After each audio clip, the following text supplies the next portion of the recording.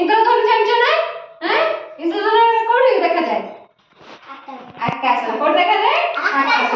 ଇନ୍ଦ୍ରଧନୁରେ କେତେଟି ରଙ୍ଗ ଅଛି ଜାଣିଛ? କେତେଟି? 7ଟି। କେତେ ରଙ୍ଗ ଅଛି? 7ଟି। 7ଟି ରଙ୍ଗ କଣ କଣ ଅଛି ଆମେ ଜାଣିବା ଠିକ ଅଛି। ତାର ସର୍ଟକଟ ରେ କଣ କଣ ଜାଣିଛ? ବାଘ ନିଶ ଅନାର ଠିକ ଅଛି। ବାହାରେ କଣ?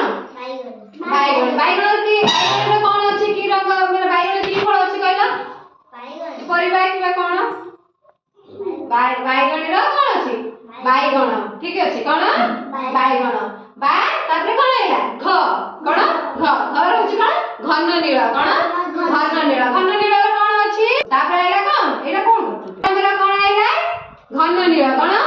ଘନ ନୀଳ। ଘନ ନୀଳର କଣ ଅଛି? ଅପରାଜିତା ଫୁଲ ଦେଖିଛ ନା? ଅପରାଜିତା ରଙ୍ଗ ଯୋଉଟା ଘନ ନୀଳ ସେମିତିକା ହେଲା। ବା ଘ ତାପରେ କଣ ହେଲା? ନି ନୀଳ ହେଲା କଣ? ନୀଳ। ନୀଳର କଣ ଅଛି? ଆକାଶ। ଯୋଉ ଆକାଶ ଦେଖିଛ? ଆକାଶ। ଆଉ କଣ? ପାଣି ହେଲା। ଆଇଲା ନୀଳ ନୀ। ତାପରେ ହେଲା କଣ? ବା ଘ ନି ତାପରେ ସ ସ ରହିଲା କଣ? ସବୁଜ। କଣ? ସବୁଜର କଣ ଅଛି? ଭେଣ୍ଡି ଅଛି। ଆଉ କଣ? ନଡ଼ିଆ ଅଛି ହେଲା। ଆଉ ତାପରେ ହେଲା ସ ପରେ ହ। କଣ? ବା ଘ ନି ସ ହ। ହ ରହୁଛି ହଳଦିଆ। କଣ? ହଳଦିଆ। ହଳଦିଆର କଣ ଅଛି? କଦଳୀ। ଆଉ କଣ?